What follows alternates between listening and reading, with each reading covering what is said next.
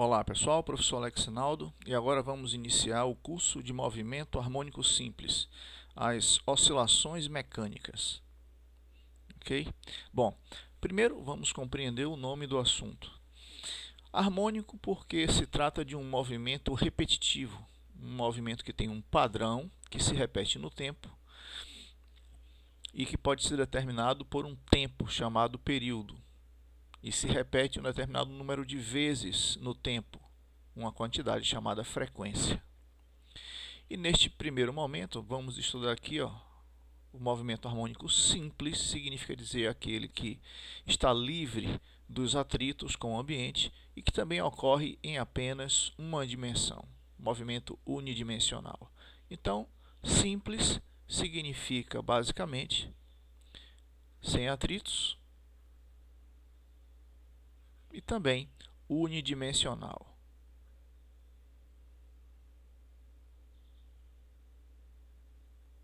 Ou seja, movimento em linha reta.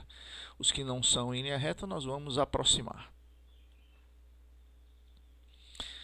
Isso começa na aula 4, livro 4, Física 3, Introdução ao Estudo do MHS. E nessa introdução, na verdade, nós vamos fazer uma revisão dos tópicos de movimento circular uniforme, porque vamos ver que é através da projeção de um movimento circular uniforme que nós construímos um MHS. Então, através das equações e dos conhecimentos de MCU, nós vamos produzir a cinemática do MHS.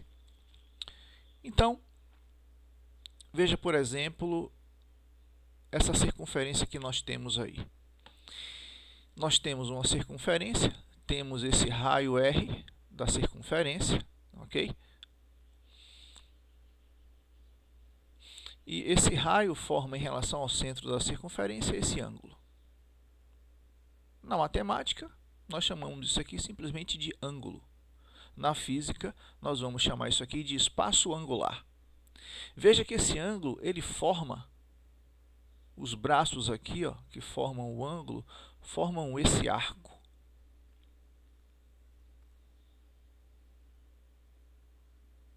Ok? Isso daqui é um espaço, que na física nós chamamos de espaço linear.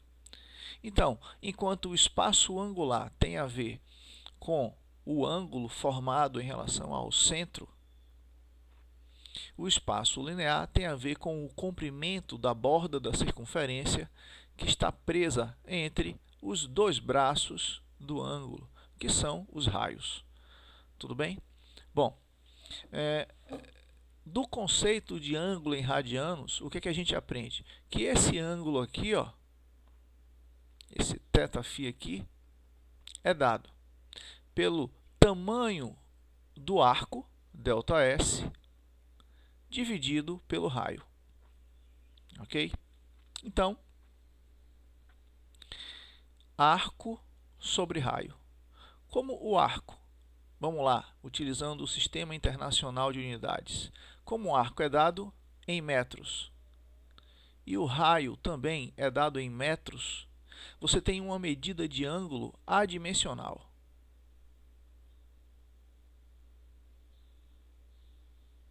Ou seja, um ângulo puro. Vamos supor que você tenha um arco do mesmo tamanho do raio. Então, neste caso, o ângulo θ dado em radianos vai ser igual a ΔS arco sobre raio, que vai ser igual a 1. Ângulo 1. Mas veja, isso poderia confundir alguém pensando que se trata de 1 grau. 1 grau é um ângulo totalmente diferente do ângulo de 1 puro, sem nada. Então, para não gerar confusão, nós vamos colocar aqui, radiano. Mas radiano não é uma unidade de medida que, vamos dizer assim, vem de uma necessidade física.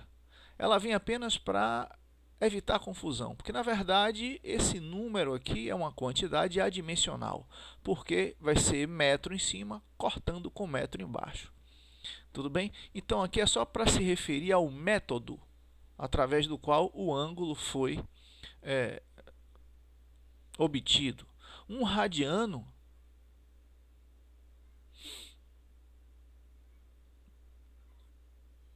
é aproximadamente 60 graus. Observe que é um ângulo relativamente grande. Agora, 1 grau, você lembra? Quando você tem assim, ó, um transferidor, e você tem aqui, daqui para cá, ó, 0, 180 graus. Um transferidor do tipo meia-lua, né? Aqui você tem 90 graus. Veja que 1 grau é um ângulo bem baixinho, ele fica bem cá embaixinho, ó, 1 grau. 1 grau é isso. 1 radiano é aproximadamente 60 graus. Então, para não ter essa confusão de você falar grau 1 e alguém pensar em 1 obtido pelo método do radiano ou 1 obtido pelo método do grau, então você deve falar 1 grau ou 1 radiano, tá bom? Mas, na verdade, rad a gente coloca aqui só para marcar o método através do qual o ângulo foi obtido, porque o valor realmente é adimensional dos ângulos tirados assim, a divisão do arco pelo raio, tá bom? Então, aqui no caso, ó, como nós tratamos de espaços, nós podemos dizer o seguinte, que aproveitando a equação da construção dos ângulos em radianos, nós podemos dizer que o espaço angular é igual ao espaço linear sobre o raio. Então, isso vai valer, essa relação aqui vai valer para todas as outras entidades da cinemática. Se espaço angular é espaço linear sobre raio, então velocidade angular vai ser velocidade linear sobre o raio. E a aceleração angular vai ser aceleração linear sobre o raio. Grandeza angular é igual à sua correspondente grandeza linear dividida pelo raio. Tá bom? Então, aqui, ó, nós podemos dizer que se este raio estivesse girando, né, esse raio aqui estivesse girando, nós podemos dizer o seguinte, o raio tem uma rapidez de giro que nós vamos chamar de ômega, velocidade angular. Enquanto que um ponto aqui na borda tem uma velocidade sempre tangencial, que é chamada velocidade linear. Ok? O ômega é a rapidez do giro do raio, por isso não importa o tamanho do raio, é a rapidez do giro dele próprio. Já a velocidade linear, nós vamos ver que depende da distância ao centro. Tudo bem? Então, por exemplo, um ponto que esteja exatamente aqui no meio vai ter uma velocidade linear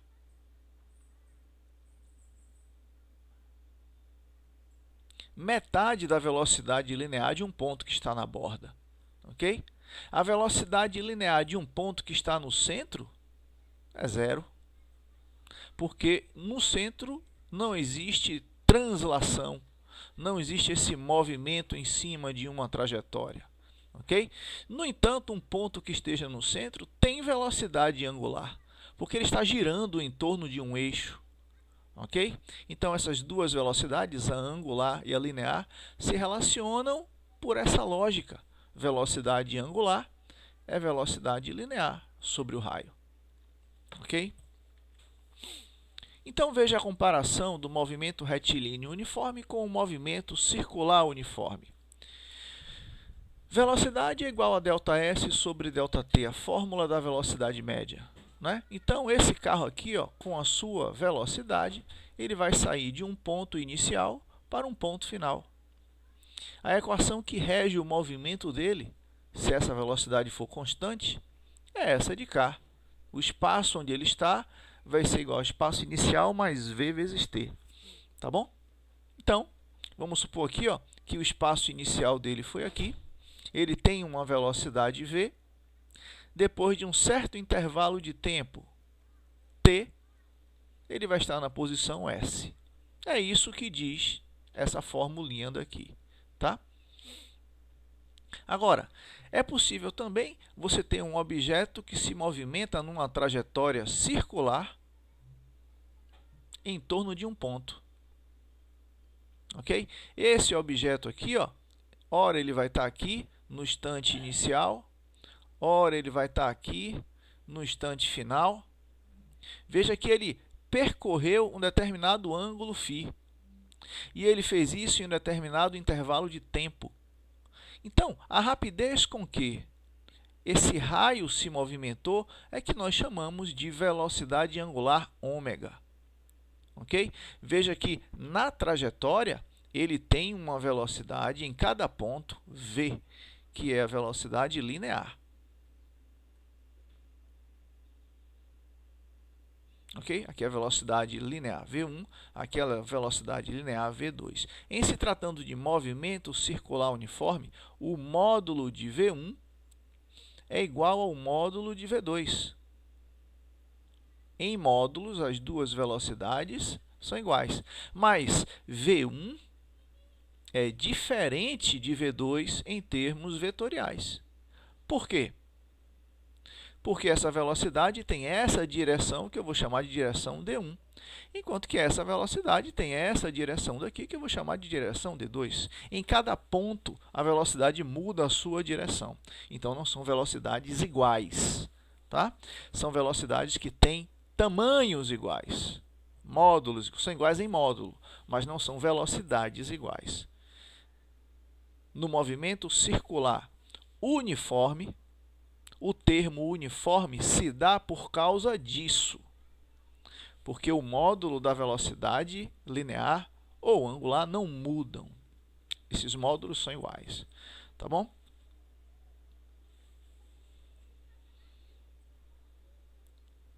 Ômega também é sempre o mesmo. Isso vai dar também origem aos termos de período e frequência. Veja aqui, o que é que nós fazemos, então, para passar de uma equação para outra? Espaço linear não é igual ao, ou melhor, espaço angular não é igual ao espaço linear dividido pelo raio? Isso aqui não vem lá do conceito de radianos? Então, pegue essa fórmula, S igual a SO mais VT, e divida toda ela pelo raio. Então, vai ficar assim, ó, S sobre R igual a SO sobre R mais V sobre R vezes T. Tá? Então, o que você vai obter aqui? Espaço angular. Espaço linear dividido pelo raio, espaço angular. Espaço linear inicial dividido pelo raio, espaço angular inicial. Velocidade linear dividida pelo raio, velocidade angular, vezes tempo. Não faz sentido dividir tempo pelo raio, né? Mas velocidade linear dividida pelo raio dá a velocidade angular. Então, veja que essa fórmula é exatamente essa que está aqui. Então, ela diz em que ângulo você está a partir do ângulo que você saiu, levando em consideração a sua velocidade angular e o instante em que você se encontra. Tá bom?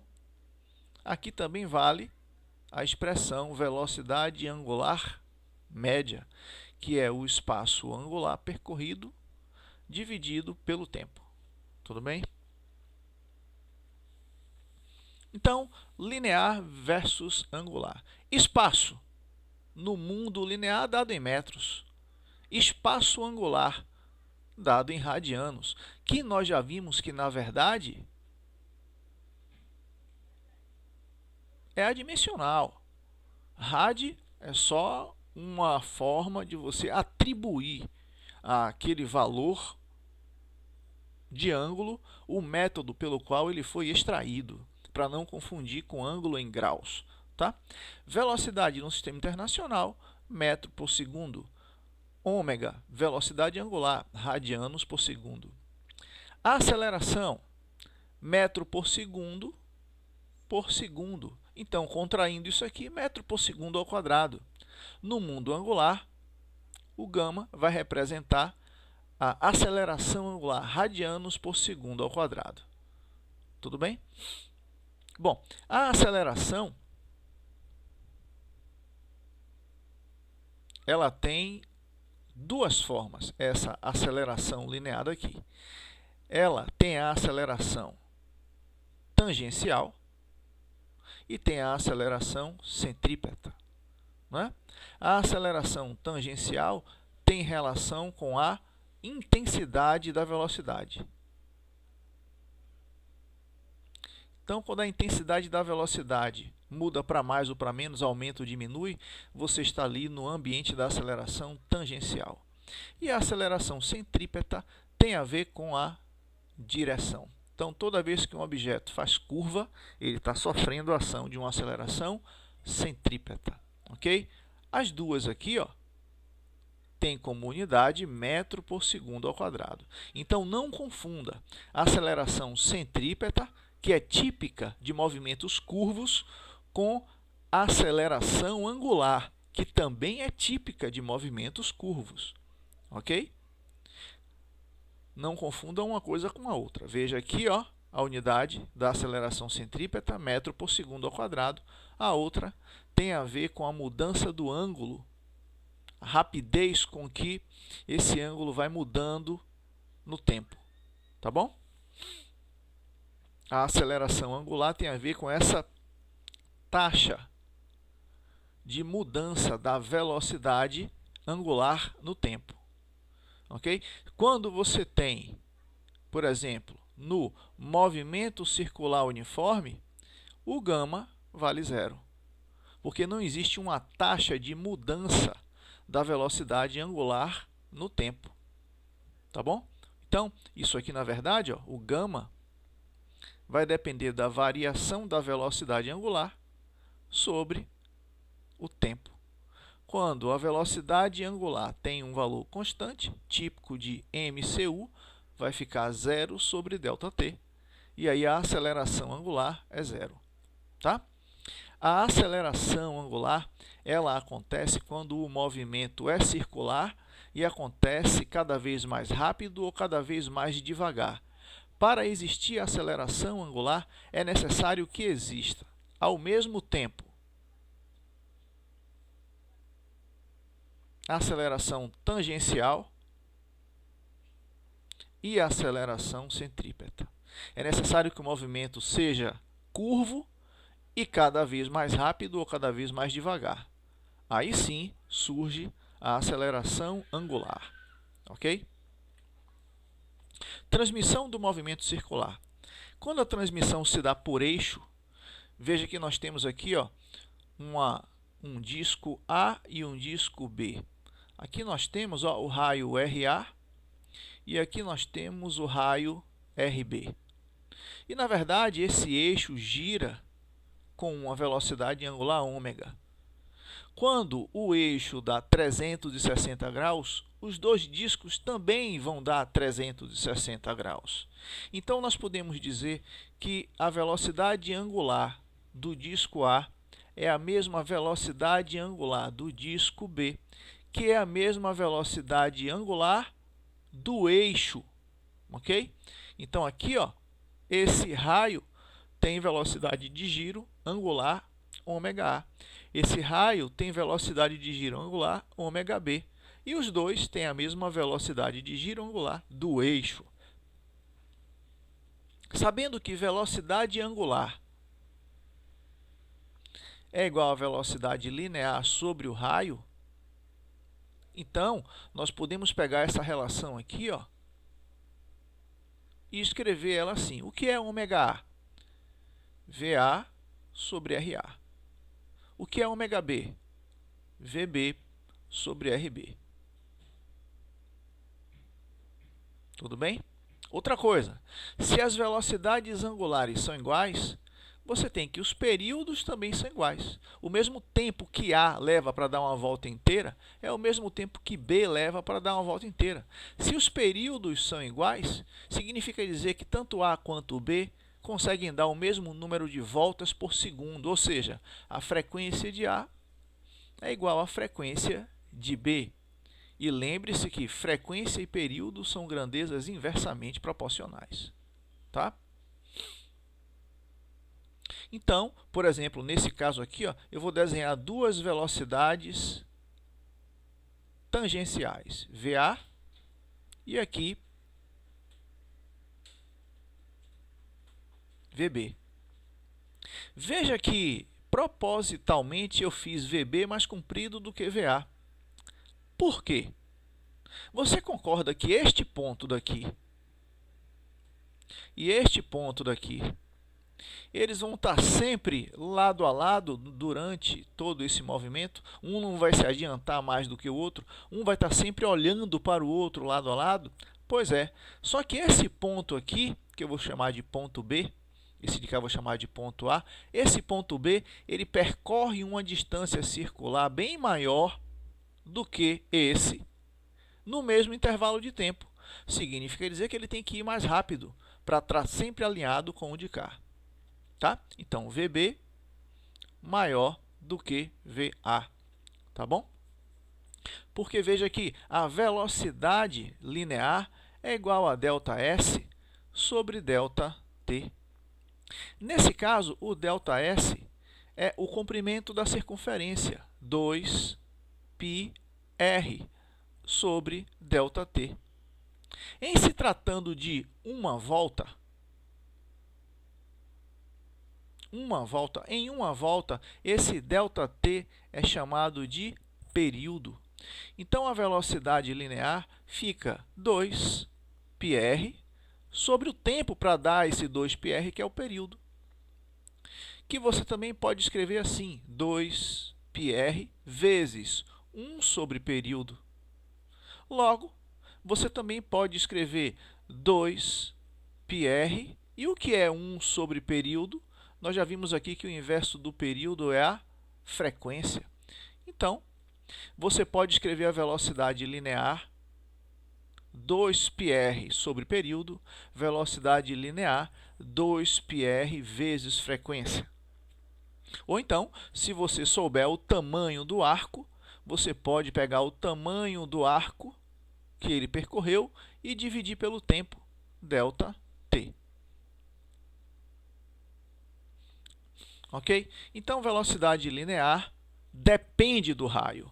Veja que nos dois casos aqui, ó,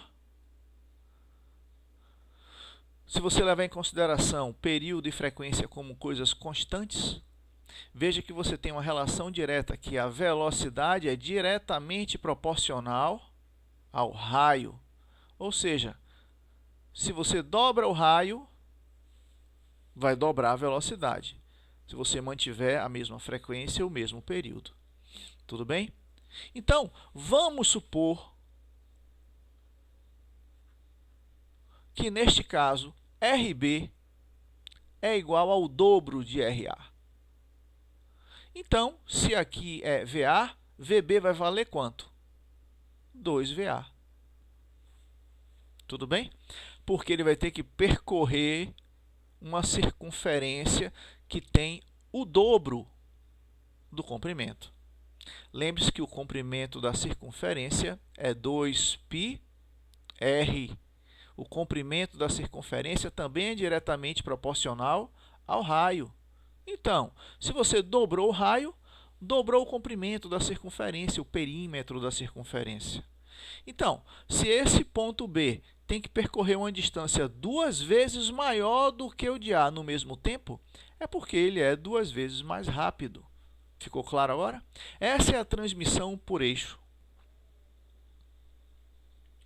Existe a transmissão borda a borda. Então, esse tipo de transmissão eu gosto de chamar de transmissão borda a borda,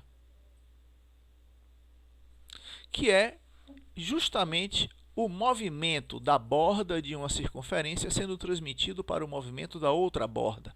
Essa transmissão pode acontecer por uma corrente, uma corda ou uma fita. Aqui, nesse caso, nós estamos vendo uma fita que transmite o movimento de um eixo para o outro. E também pode acontecer por engrenagem, como esse caso aqui. Veja que os dentes, eles se empurram, ok? Aqui, uma engrenagem é ativa, está ligada a um motor, e a outra é passiva, ela apenas gira pelo movimento produzido pela outra. Tudo bem? Então, veja que as velocidades aqui que são iguais são as velocidades lineares. Então, se você chamar esse carinha aqui de A e esse de B, esse carinha de A e esse de B, você vai ver que a velocidade linear da borda de A é a mesma velocidade linear da borda de B, que é a mesma velocidade de um ponto dessa corrente ou dessa fita. Veja que um ponto que você pode marcar aqui nessa fita, ele vai ter o mesmo movimento com a mesma velocidade ao passar pelo disco menor, ao passar pelo disco maior. Ele vai ter a mesma velocidade. Então, a velocidade de borda dos dois discos aqui é a mesma, que é a mesma velocidade de um ponto da fita. Do lado de cá, a velocidade de borda da engrenagem maior é a mesma velocidade de borda da engrenagem menor, que é a velocidade de um dos dentes da engrenagem. Veja que aqui, quando eles se encontram, um dente empurra o outro.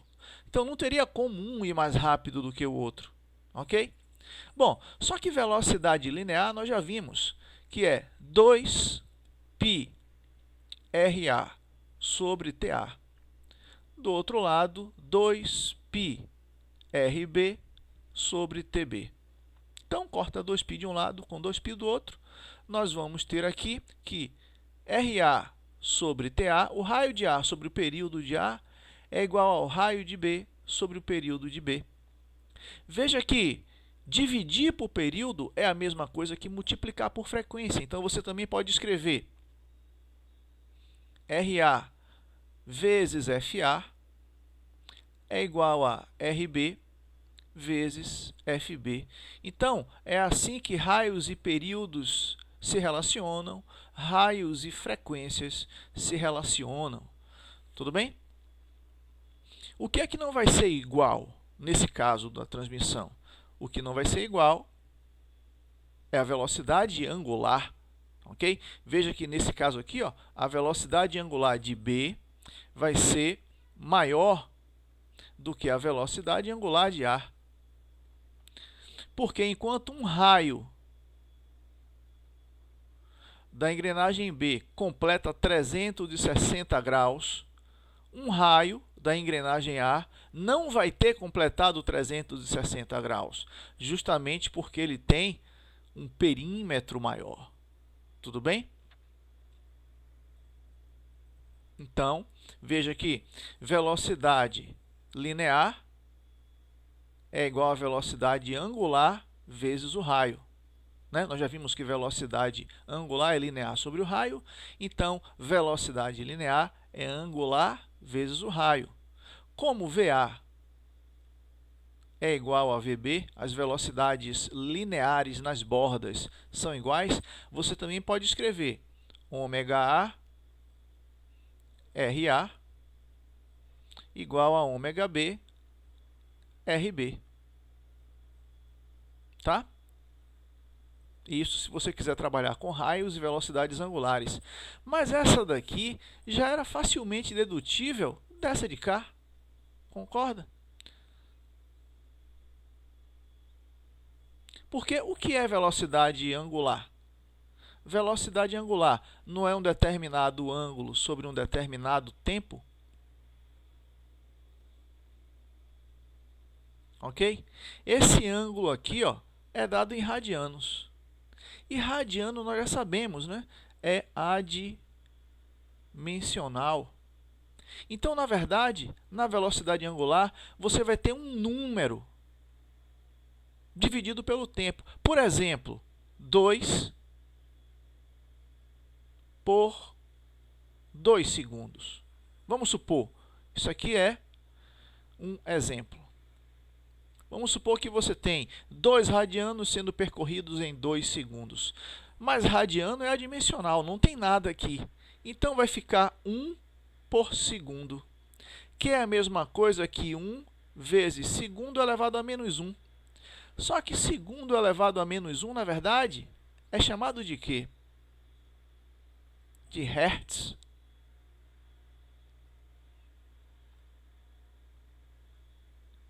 Ok? Que é Hz. Então, veja que quando você tem aqui, ó, essa unidade de medida, radianos por segundo, Radianos por segundo, na verdade, é a mesma coisa de hertz. Porque radiano, na verdade, é adimensional. Tá bom? Então, se eu tinha RAFA, eu também tenho ômega A RA. É a mesma coisa.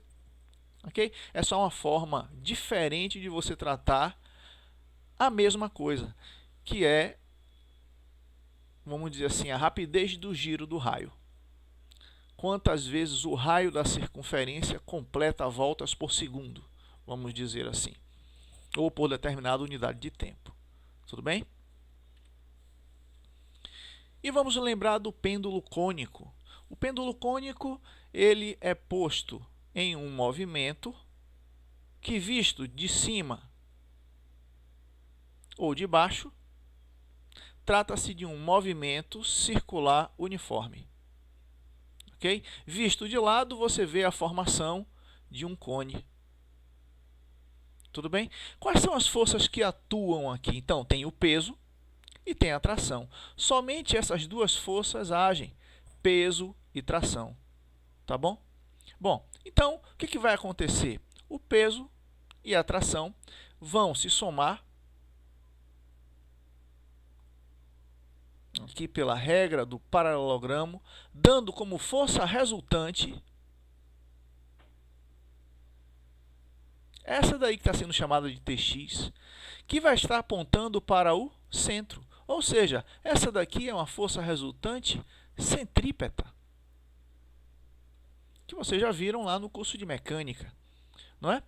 Então, na verdade, o que é que nós podemos ver? Que esse ângulo aqui, ó, o ângulo θ, que o fio do pêndulo faz com a direção vertical, ele também vai estar aqui. Porque a linha vertical é paralela a esse tracejado. E essa linha de cá é a mesma, né? A linha do fio é a mesma linha da força de tração. Então, esse ângulo é θ. Então, nós podemos escrever assim.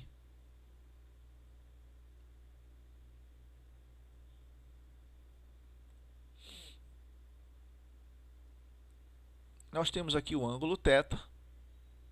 Ok? Aqui nós temos a força de tração. Aqui nós temos a resultante centrípeta. E essa força de cá, quem é? Bom, essa linha tracejada aqui, ó, eu posso dizer que ela tem exatamente o mesmo tamanho do peso, porque isso aqui é um paralelogramo. Então, esse tamanho é exatamente igual a esse. Então, aqui é P. Então, olhando para esse triângulo, que é um triângulo retângulo, você pode tirar a tangente desse ângulo θ. Tangente é o quê? Cateto oposto sobre cateto adjacente. Então, cateto oposto a θ vai ser a resultante centrípeta, essa que fica apontando para o centro, obrigando o objeto a se manter em movimento circular. E o cateto adjacente é o peso. Então, resultante centrípeta é massa vezes aceleração centrípeta. Isso aqui é a segunda lei de Newton, não é? Só que para curvas. E peso é massa vezes intensidade do campo gravitacional. Veja que a massa não vai importar. Então, a tangente de θ, que também é igual a seno de θ sobre cosseno de θ, né? Vai ser a aceleração centrípeta. E aí você tem m já cortado, né? Então, só aceleração centrípeta, v² sobre r, tudo isso sobre g. Ou você tem tangente de θ igual a outra forma da aceleração centrípeta, né? ω² vezes r, tudo isso sobre g. Porque lembre, a aceleração centrípeta é v² sobre r, mas o que é a velocidade angular? Não é a velocidade linear sobre o raio? Então, você pode dizer que v é igual a ω/r. Então, você pode pegar aqui a aceleração centrípeta e dizer que o v é o quê? É ω vezes r, tudo isso ao quadrado, sobre r. Então, resolvendo aqui, ó, vai ficar ω² vezes r, porque aqui vai ficar r² sobre r, tá? Então você pode escrever a aceleração centrípeta em termos de velocidade linear ou em termos de velocidade angular, tá bom?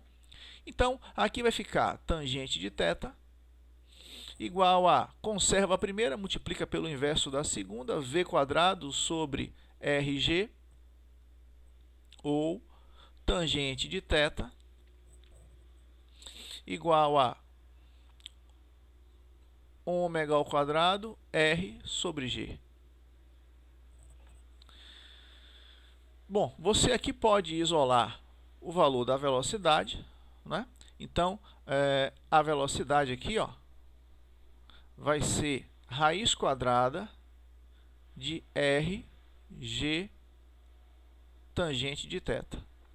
Ou, você pode isolar aqui a velocidade, ó, angular, ômega, vai ser igual a raiz quadrada de g tangente de θ sobre r. Tá? Então,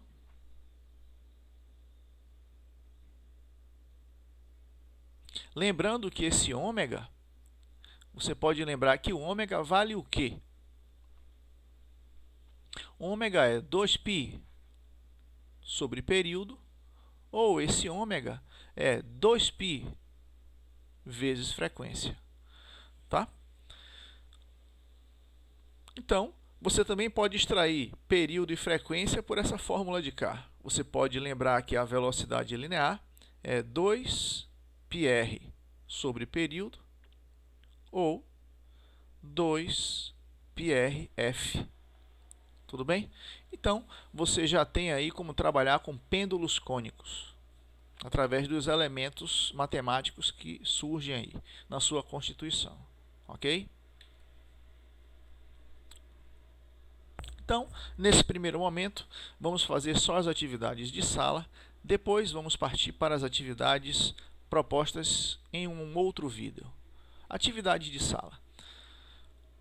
Um adulto brinca com uma criança segurando-a pelos braços, fazendo-a girar de modo que seu centro de massa descreve um movimento circular e uniforme, em uma circunferência de centro C e raio de 2 metros, contida em um plano horizontal. Os braços do adulto e os da criança estão alinhados em uma direção que faz com a vertical um ângulo θ. Ele deu o seno e o cosseno aí. Ele adotou g igual a 10 metros por segundo ao quadrado, desprezando a resistência do ar. Ele quer que você calcule a velocidade angular com a qual a criança está rodando. Então, veja, isso daqui, na verdade, é um pêndulo cônico, né? Aqui é o ponto da amarração. Aqui é a massa que está fazendo aí esse movimento de pêndulo cônico. E ele quer a velocidade angular. Então, voltando aqui, ó, para a nossa tela anterior, a velocidade angular já está definida aqui, né? Como é que você vai fazer? Você vai fazer g vezes tangente de θ sobre o raio.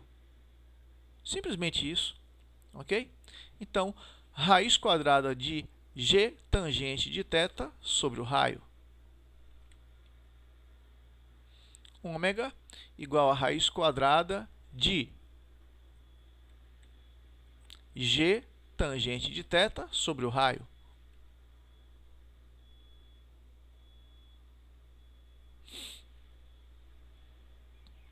Só que ele não deu diretamente a tangente, mas ele deu o valor do seno e do cosseno. E você tem que lembrar que tangente de θ é igual a seno de θ sobre cosseno de θ. Então, tangente de θ vai ser igual a 0,780 sobre 0,624.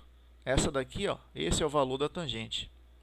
Então, na hora de resolver a nossa conta, vamos ficar assim: ômega igual a raiz quadrada de g, ele deu 10.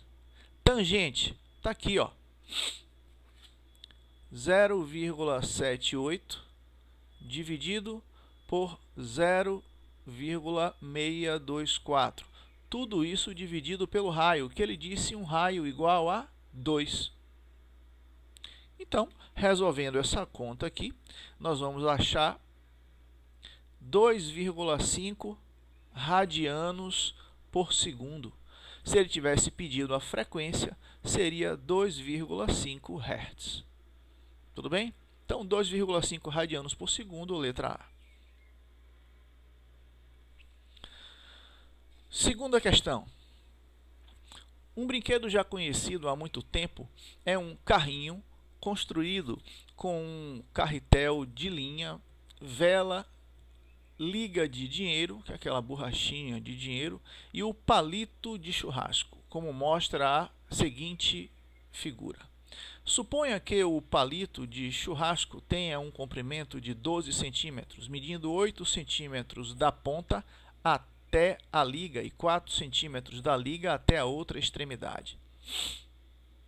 Naturalmente, depois de girar o palito, a liga que sustenta sofre uma torção, acumulando energia potencial elástica. Ao abandoná-lo, ele faz um giro circular e lento, cujo tempo médio pode ser medido. A respeito do movimento do giro do palito, pode-se afirmar que... Então, veja o que é que nós temos aqui. Nós temos o palito. Nessa ponta aqui eu vou dizer que é a extremidade A. Nessa outra ponta aqui, extremidade B. E esse daqui é o ponto em torno do qual ele gira. Só que esse lado de cá tem apenas 4 centímetros, enquanto que esse lado de cá tem 8 centímetros.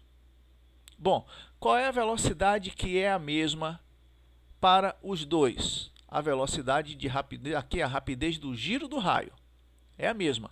Então, esse ômega é igual a esse ômega, que é igual ao ômega do giro do eixo.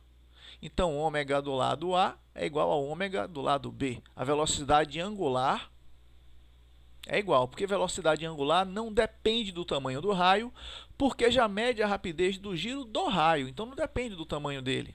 Agora, velocidade linear, 2πr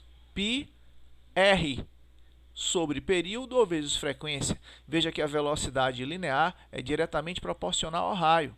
Então, a velocidade lá da ponta B, como ela tem o dobro da distância em relação ao centro do giro, ela vai ser o dobro da velocidade linear da ponta A. Então, a velocidade B é maior do que a de A, ok? Então, ó, a velocidade angular é a mesma para as duas extremidades do palito, letra C. As velocidades lineares é que são diferentes. A velocidade linear de B, nesse caso, seria o dobro da de A. Tudo bem? Terceira questão. Um disco do tipo DVD gira com movimento circular uniforme, realizando 30 RPM, rotações por minuto. A velocidade angular dele, em radianos por segundo, é... Então, a primeira coisa que você tem que fazer aqui é a conversão, né? Frequência igual a 30 RPM. O que significa essas três letrinhas? Significa o seguinte, ó, 30 rotações, então R, rotações, por, é o tracinho da conta de dividir, e M é minuto. Só que minuto é a mesma coisa que 60 segundos.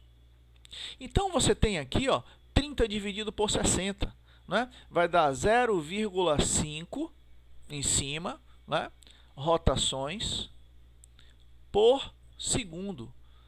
Então, você tem 0,5 vezes segundo elevado a menos 1. Rotações, ciclos, voltas, isso aqui você pode abandonar. É um número inteiro, é um número puro, melhor dizendo, né? Inteiro, não é um número que pertence ao conjunto dos números reais, tá? Esse número aqui. Então, isso aqui, ó, essa parte de cima é adimensional. Chamar de rotação, ciclo e volta, né? Não é o nome de uma unidade de medida. Então, na verdade, é 0,5 vezes segundo a menos 1, que é a mesma coisa que 0,5 Hz. Tá bom? Essa é a frequência. Mas só que ele quer a velocidade angular. A velocidade angular é o quê? Bom, 2π sobre período. 2π não é igual a 360 graus. Período não é o tempo que leva para dar uma volta inteira no mundo circular. Ok? Então aqui é 2π radianos pelo tempo de período. Ou você pode escrever 2π vezes frequência. Ok? Então, no mundo circular, quando você dá uma volta inteira, você percorreu 360 graus, se você estiver trabalhando com ângulos, ou você percorreu 2π radianos, se estiver trabalhando com radianos. Então, o tempo que leva para você dar uma volta inteira é chamada de período. Então, isso aqui é espaço sobre tempo. Espaço angular sobre o tempo que levou para percorrer esse espaço angular. Vamos utilizar essa fórmula daqui. Ômega é igual a 2 vezes π vezes f, que é 0,5. Então, meio, cortando com 2 aqui vai dar 1, né? Porque meio é a mesma coisa que 1 sobre 2. Então, a velocidade angular é π radianos por segundo, né? Ou a mesma coisa de π hertz. Ok? Então, tá aqui, ó. Letra C. Quarta questão. A figura mostra uma réplica do Benz Patent Motorwagen de 1885. Carro de 2 lugares e 3 rodas. O diâmetro da roda dianteira mede 60 centímetros e o das rodas traseiras 80. Então, nós temos aqui, ó, atrás 80 centímetros de diâmetro, na frente, aliás, atrás 80 e na frente 60 centímetros de diâmetro, tá bom? Então, chama esse cara aqui de Dzão e esse aqui de Dzinho. Isso aqui, ó, os dois estão em contato com o chão, tá? Bom, em um teste recém-realizado, o veículo percorreu em linha reta. Então, esse veículo aqui, ele conseguiu percorrer uma velocidade linear de 7,2 quilômetros em 12 minutos. 7,2 km em 12 minutos, mantendo sua velocidade praticamente constante. Assim, e arredondando π para 3, a frequência de giro das rodas dianteira e traseiras deve ter sido, em Hz, aproximadamente, respectivamente, d. Bom, então, vamos lá. Primeira coisa, vamos trabalhar com essa velocidade aqui, ó. A velocidade é 7,2 vezes 10 a terceira metro, porque é quilômetro. E embaixo, 12 minutos. Então, 12 vezes 60 segundos. Isso daqui, ó, em cima vai dar 7.200 e embaixo vai dar 720. Então, isso dá uma velocidade de 10 metros por segundo. Agora, vamos lá. Velocidade 2π rf. Tudo bem? A velocidade, eu vou chamar o seguinte, ó, essa menor de A e essa maior de B.